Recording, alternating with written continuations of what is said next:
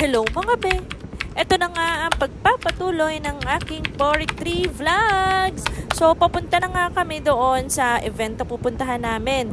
After so many years ng pagpapalit at pagbili ko ng damit at yung disaster na nangyari sa akin, eto na mga be, papunta na kami doon sa event na pupuntahan namin. Dito nga kami sa SM North sumakay pero parang wala nang sakayan papuntang Valenzuela. So nagtanong kami dito sa mga driver ng bus. Ang sabi nga nila is wala nang sakayan dito. Ang kailangan namin sakyan is jeep o kaya mag-grab kami. Kasi nga dito sa bus station ng SM North, wala na kami masasakyan. Doon nga kami nila kuya kung paano pumunta doon. So ang sabi nila kailangan namin tumawid doon sa kabilang kalye tapos doon kami sumakay ng jeep.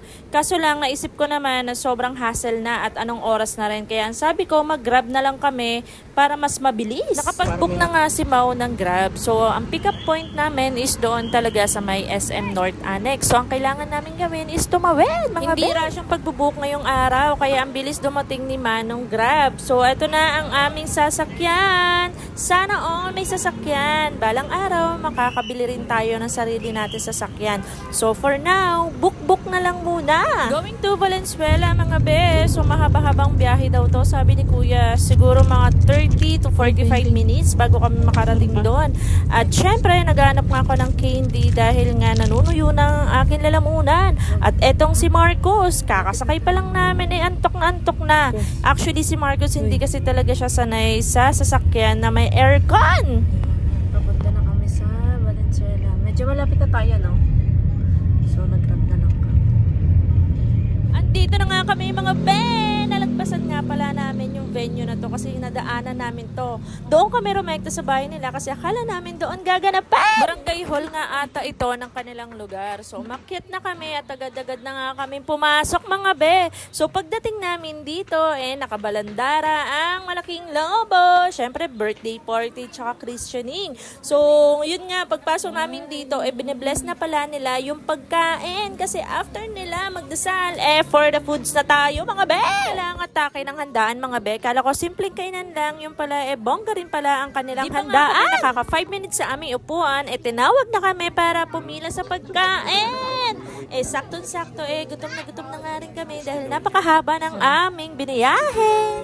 Nga ako ng aking plato mga be. Syempre hindi na tayo papahuli dyan at gutom na tayo. Ako na rin ang pagkain ng aking bayanan. So kung ano yung ilalagay sa plato ko, syempre same din dun sa plato ng aking bayanan. Mga 7 putahe nga ito mga be. Sabi ko kay Marcos, videohan kami habang kumukuha ng aming pagkain. Si Daddy Mau na nga niya ang kumuha ng kanya kasi nga medyo mabigat pala yung plato. Ano nga ng videohan ng aming pagkain pero hindi papahuli ang dessert.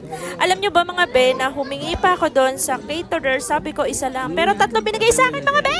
Kaya kung makikita nyo mga 5 patong na yung buko salad na yan. Kasi ang sarap niyan mga be. For the lamon tayo. For today's video mga be, nakita ko nga itong candy buffet sa likuran namin. Etong biko wala pang kabawas-bawas. Kaya sabi ko ako na magbabuhay naman.